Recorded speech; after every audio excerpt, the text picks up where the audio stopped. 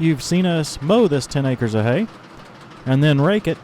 Today we're going to bale it with two radically different styles of hay balers. Let's get started.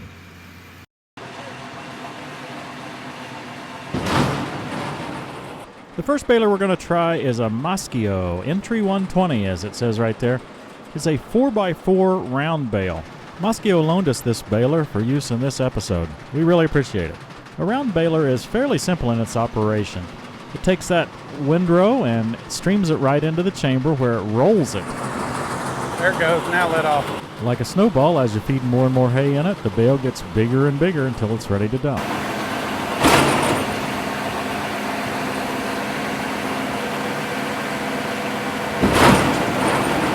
So this thing is, it's pretty simple the way this works. As soon as it tells me to stop, there's a gauge on the back that tells me how heavy it is. It doesn't really tell by weight, it tells by pressure. And I guess that's how much pressure it's exerting on the hydraulics. I'm not fully sure I understand how it's measuring that, but it doesn't really matter. And you can adjust how much pressure you want to allow. As soon as it reaches that pressure, it alarms, although I can't hear it with my IsoTunes audio in, which is a good thing. It's got a little stoplight here, and I can see the gauge very clearly there anyway. So as soon as that stoplight comes on, I run this switch here, and that runs a little electric motor back there and starts the net wrap coming down into the feed mechanism. And I still keep feeding hay into it, right? And that kind of grabs that net wrap, and as soon as it grabs and gets it really grabbed good, the net wrap starts going really fast. And at that point I stop, back up a little bit so I've got plenty of room, and then it spins until it gets the set number of rotations. And I think we have it set at 3.5 rotations, right, Matt? And when it gets to 3.5 rotations, it automatically puts the cutter up there and flips that cutter up and cuts it right off. Now, it doesn't cut it with a really sharp edge. It cuts it, it basically just pinches it, and then since the bale is pulling it so fast, it basically rips it apart. And then it doesn't really tie. I mean, I guess it's just wrapped around there so much. Sticking to itself, yeah. Is that how it's doing? As we were preparing for this project, one concern I had was driving over these windrows. I was afraid it would get all choked up under the tractor. Matt donated the remnants of this old truck bed mat to the cause. So from now on it will be called Matt's Mat. I used a small steel bar that I had laying around, drilled some holes in it just the same width as the holes in the front bumper. I mashed the front end of the mat between that steel bar and the front bumper and held it with 2 bolts. Then I ran the mat under the tractor and used baling wire basically to tie it up to various places under the tractor. This solution worked beautifully and removed any concern over the low ground clearance. I'm having a lot of fun. Now it looks like I'm not very consistent. They got better. That was the first one, the fuzzy one. It didn't tie as soon as I wanted it to, right? It was getting the net wrap worked out on the edges. But yeah, it didn't get all the way out to the edge, did it? But they're tight bales. It's hard to shove the spear in it. Oh, is it too tight? I mean, it depends on what you're doing. It's all right. Now these second two are not quite the same size, but I stopped as soon as it said stop, so I don't know. I'd say they're closer in weight to what you think. So. Okay, do you have any trouble picking them up? No, but I wouldn't want to carry them all the way to the barn. Oh, really? Yeah, with all that back there, it's close. Well, it sounds to me like we've got them a little bit too tight. Well, you could loosen it up. Well, I mean, you could tell me to loosen it up. The tighter they are, the less we got to handle. I kind of like dumping it though. Except that one time that it didn't come out. I need a camera back there. I don't think I raised the gate high enough. When I first raised the gate, there's a sound, and I thought that meant I was done. No, that's disengaging. Okay. And then you need to come on up and let it. And then I didn't raise it high enough. So then I fed more hay in. Yeah. And it says stop again, and I'm like, okay. Yeah. So then I realized what I did. And even then it was easy to fix. Yeah. You know, it's not like I got myself in some sort of trouble. On that very first one we were still getting it set up, but the rest of these, it goes all the way out to the edge. Mm-hmm. It almost looks like the guy who was baling knew what he was doing. Almost. And it's not too uneven. This one's a little bit uneven. Yeah. Really, if you didn't know what you were doing, they could look a lot worse. But those look good. Reminder, I don't know what I'm doing. You're doing a real good job for not knowing what you're doing. You're doing a real good job. It's the machine myself. I might be the machine. Yeah, it's certainly not what's going on in here. Basically what Matt said was that instead of just driving directly over the center of the windrow, you need to kind of slowly ease back and forth. You want to make sure that you're feeding it from side to side, because the baler's not going to do anything to distribute the hay that's run into the feed. No. That's the driver's responsibility. And if you look really close, which Christy will give you a close-up, you can see that these are not perfect, okay, but like Matt says, they're not so bad. They're certainly easy enough to stack and handle like that. Now, how many did we do? You got one. We got 5 down there. We got 5 altogether. You're slacking. Well, I'm going to have to get after it. We'll have this baled in 35 minutes. Let's get on with it, man. Let's do it. Okay, here's our radically different machine, Matt's newly purchased 8430. What a beauty. Along with this large square baler. It's rare to see such radically different machines operating in the same field. This square baler requires a lot of horsepower and a lot of weight from the pulling tractor. The plunger, as it pushes in, really shoves the tractor forward. Matt had been pulling it with his Deere 4430, and it just wasn't quite big enough. That's the pickup, just like in there on the round baler. The hay goes into there, and then it goes into a pre-chamber. And that's where you see them other little arms spinning around there fast. Now when you go over here to the next spot, this right here where you see those 4 arms sticking down is that pre-chamber, or that stuffer chamber. And it fills that up first, and then when it senses that that's full, then that swoops that up and puts it in there in front of the plunger. So every time it throws one up there, it's a full flake. It's not just constantly feeding it like a small square. So that's how the bales are more uniform and stuff. And that moving back and forth up there, that's the plunger in the baler. It's just like a small square baler, only inline and much bigger. And the knotters are up top. This ramp comes down and it pushes them out the back.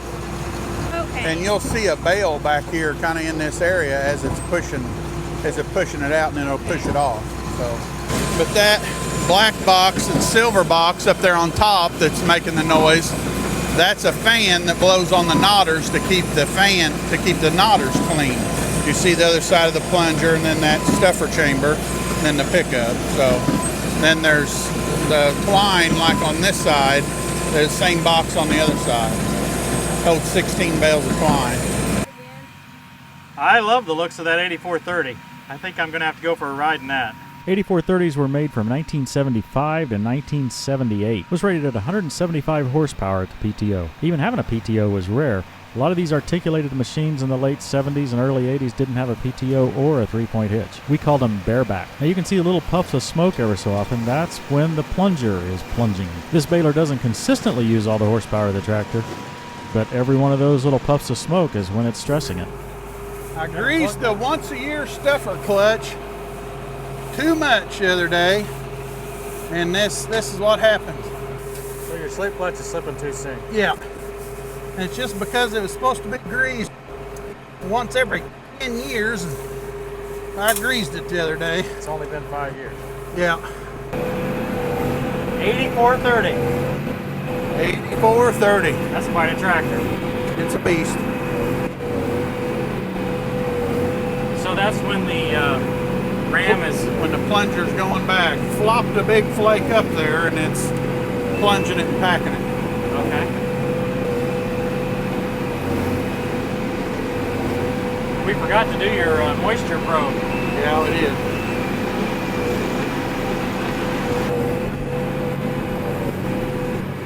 I believe the weather's going to hold out for us. I hope so.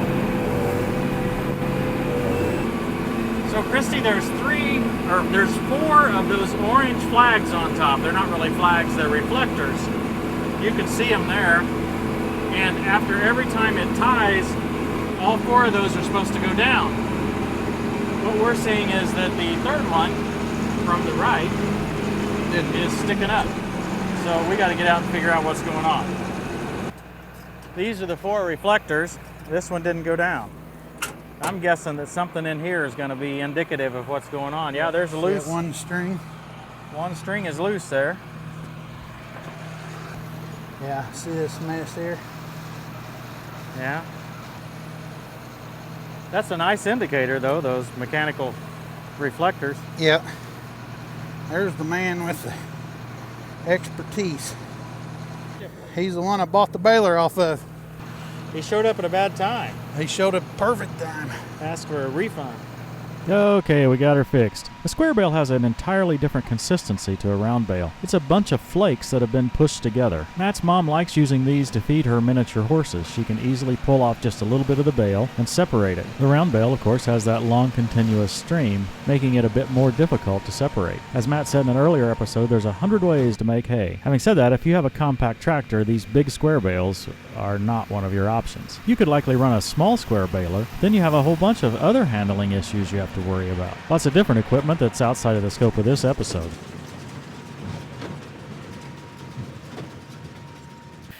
Well, I just wanted to hear your thoughts on this little Maschio baler. I thought you did a fine job. I didn't find it having any trouble. It was, for me, I had never baled before. So, just understanding the mechanics of what I needed to do, which would be similar on any brand of baler. And this one, it never choked up. I found some really tall, we had put 2 or 3 rows together, and that was all I could do to get Johnny 2 over the top of it. But anyway, I had that big tall windrow, and I just was going as fast as I could go in low range there, and I began to have a horsepower issue. So in other words, it began to pull it down. I'm sure some people are going to ask whether Johnny would have worked with this baler, and honestly, I think it would. You think you can get the hitch right? I think we could with that 2-hitch receiver hitch from heavyhitch.com. It brought it back far enough. I think we could have got it to work. That's a pretty simple PTO connection. I think it would have been a load when I got in that heavy hay. I would have had to have gone slower. Because when I got in really heavy hay, that thing, it just kept eating it. This thing never had any problem feeding it in. And on flat ground, you'd have been all right. But some hills, you think you'd have handled it in the hills? No, I don't know. The only time I had horsepower issue though was trying to cram it real fast. Yeah. We were talking about that in the raking video, Matt, or just afterwards. You raked again all day with the 1025R. Yeah. And what'd you say when you got done? I couldn't believe that it done it, or it didn't. You didn't know it was there. Yeah, but you said something different off camera today. Oh. Even though you can, that don't mean you should. Right, and I think that was I like that phrase, the way you said it, because that 1025R can handle that rake. Yeah. But you raked for, what, an hour today? Hour and a half, yeah. And you were just a little beat up because of the rough ride. Yeah.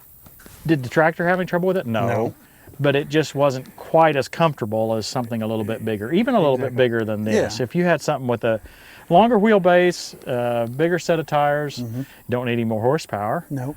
Even a 3020 or anything, John Deere, an older machine. Two-cylinder or anything, You're going to feed some of this hay. Yeah. And some of it will sell. Okay. But not much. Because you don't know if there'll be a fourth. Probably, I don't know if we get that lucky or not. There's still more rain. And well, it's looking good. It's already greening up again. Yeah. You could have finished all this by the time all my mishaps and everything. Well, that's an interesting point. We talked about the price of the equipment. You had that nice big 8430. And that baler, again, you probably don't have a whole lot more in that than what we would have in these two pieces of equipment. Exactly. You're right at it. And a commenter mentioned the other day about how when you do have, even though you spend less up front or spend the same amount for a lot more machine up front, you have repair. Repairs, yeah. And repairs could be costly with that old of a machine. And a hurricane coming. Yeah. There's another comment. Somebody said, how can a hurricane be any issue in the Midwest? Well, answer that. Rain. We aren't going to have big winds typically. No, there's 40-mile-an-hour winds and rain. And rain coming through right while your hay's down is a bad deal.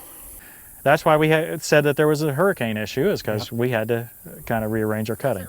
So let's say you got some rain on the hay. What does that do? If it was a light rain and it was just either just cut or tedded out a couple tenths of an inch, nothing at all. If you get it up in a windrow and you get a half an inch of rain on it, you're going to have to spread it back out to get it dry. Okay. Everything's just going to be too wet to get it dry. Or if you leave it in the windrow and you wait a day or two and you roll it over and then you roll it again, and then you're going to kill strips in your field And then the hay degrades, right? Yes, your quality, the protein level, the everything in it, just the quality of it just goes downhill fast. And a lot of times you're just baling it to get it off the field, and you're looking for a ditch or a whatever to put it in, and maybe the cows will eat it if they get bored or whatever. But as far as anything else eating it, it's not going to happen. So circling back with the bigger, older equipment versus the smaller, newer equipment, if there's a rain coming and we got hay in the field, we need to do everything we can to keep it reliable. Yep. What do you think something like this should sell for?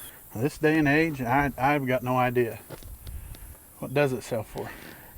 They said that you can get the string version, which is not what we've got. The string version for somewhere around $22,000. Okay. And it's another $1,000 for the net wrap. Net wrap. Now, what I've seen, vast hay experience right here, buddy. I've done 10 round bales myself. I really like that net wrap. Yeah, it does. It helps protect, helps hold the hay better. But if the hay sits out and you go to feed it in the wintertime, sometimes the net wrap is harder to pull off of the bale if there's ice or snow on the bale. Okay. A lot of times with twine, that sisal twine, guys just put it in the feeder and let the cows eat it. Yeah. But the net wrap, you don't want them to get a hold of any of it. You know, there's a couple different knives that'll hook in it and and cut it and stuff to help get it off. But when it's frozen to the bale, it's just hard to pull off. But it keeps the bale in a better shape until that point. You know, if this was first cutting and we're not going to hit that hay until November, December, if it's just twine, those strings on the bottom are going to be rotted. Okay. So when you pick it up, you're picking it's up. It's going to fall apart. Yeah. You better be close to where you're feeding it, or a mixer that you're dumping it into, or whatever. So you're thinking that net wrap might be better for if you're going to store it longer? Yes, and preserve. In my opinion, yes. String might be better if you're going to be feeding it when it's frozen. Yeah, short term, or if you're going to store it inside. So my understanding is that this baler can actually do twine and net wrap. Most of the balers around here the newer ones, we order them that way to do both. So you have that option in the field, Now, the consumables, the net wrap versus the twine, I assume the net wrap itself is more expensive. It's higher, yes it is, but it's faster. The big thing that customers that I hear is the speed. Where it only took you 3-4 seconds to wrap that. With twine, it takes longer because there's usually a twine arm that's got to move across and move back, or it may have dual arms that move across and move back. It takes more time, and a lot of guys, that wrapping it with net wrap and saving that time means finishing before the rain or getting to the next field or whatever. It's worth it to speed up the process. Now, this Maschio baler is not available on agfolks.com. Most everything that we've shown you from Maschio is available agfolks.com. Again, coupon code TTWT for a 5% discount. That would be sickle mower and flail mower, a lot of attachments like that. But for this one, you're gonna have to find your local Maschio dealer. We've got one more step. We gotta haul all those bales to your shed. With pop-ups popping up all around us. You are scared to death of this rain, and I see nothing but sun. I know it, but I was getting text from the financial advisor saying pop-up rain showers all around. Well, I tell you what, it is fascinating to watch a hay man concerned about the weather. It's all about the weather. It is. With everything, with all crops. It was a gamble, rolling the dice, cutting. We cut it 3 or 4 days ago, hoping that we'd get this window before the hurricane got here. And are we going to get it in the barn before a little pop-up shower hits us? And not if we keep talking here. Nope. Okay, next episode, we're hauling the hay to the barn. Meanwhile, hope you guys enjoyed watching it. And thanks for watching, everybody. We'll see you next time on Tractor Time with Tim.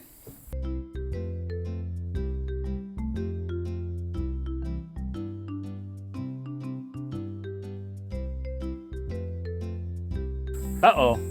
Look at the warning sticker on the side there, Mr. John Deere salesman. Of the loader? Yeah. Maybe you should step off and look at that sign and see if you can interpret what that says. You're killing me.